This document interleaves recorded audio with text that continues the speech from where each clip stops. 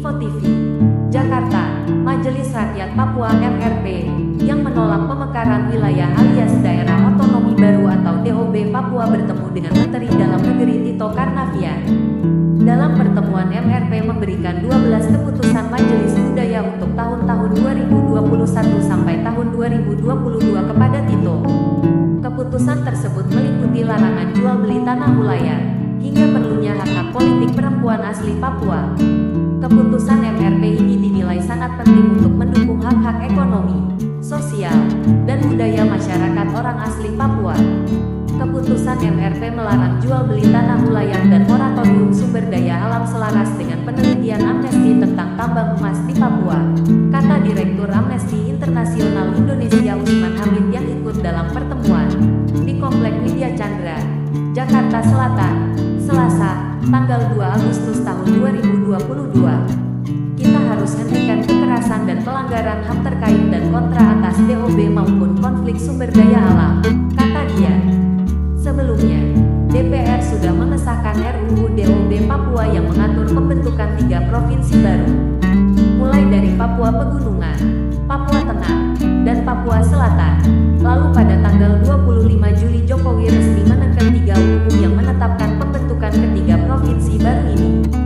Meski menolak DOB Papua, MRP tetap memberikan masukan kepada pemerintah pusat. Mereka meminta bantuan pemerintah untuk mengantisipasi potensi gejolak di Papua jika tetap ingin merealisasikan DOB Papua. Mulai dari pro dan kontra pilihan wilayah yang akan dijadikan ibu kota provinsi hingga pro dan terkait dengan siapa pejabat yang akan menjadi gubernur ketiga DOB tersebut. Jika pemerintah ingin menunjuk pejabat gubernur sementara, MRP sebaiknya meminta sosok tersebut sebagai orang asli Papua. Orang asli Papua jadi pejabat gubernur.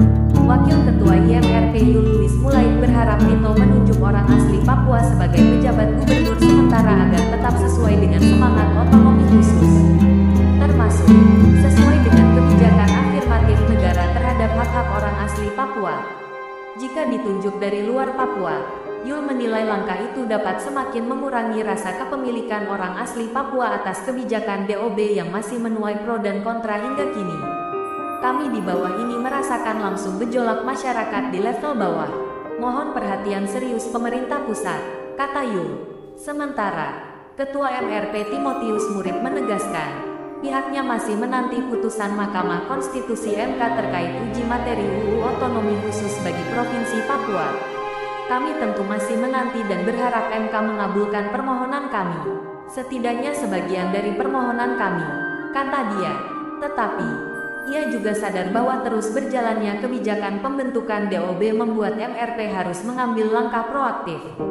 Yang terpenting itu hak-hak orang asli Papua terpenuhi dan mendapat afirmasi, kata Timotius. Menanggapi saran MRP, Tito berjanji akan mempertimbangkan usul tersebut dalam kebijakan pemerintah pusat. Saat ini, menurut Tito, Kemendagri juga menerima masukan sebagian tokoh di Papua yang justru berharap agar pelaksana gubernur DOB berasal dari non-orang asli Papua. Mereka berpendapat, penunjukan non-OAP sebagai pelaksana gubernur DOB dinilai akan bersikap netral terutama terhadap kemungkinan adanya persaingan antar sesama OAP dalam pemilu 2024, kata Tito, seperti yang disampaikan Koordinator Tim Kerja Otsus MRP Beni Swedi.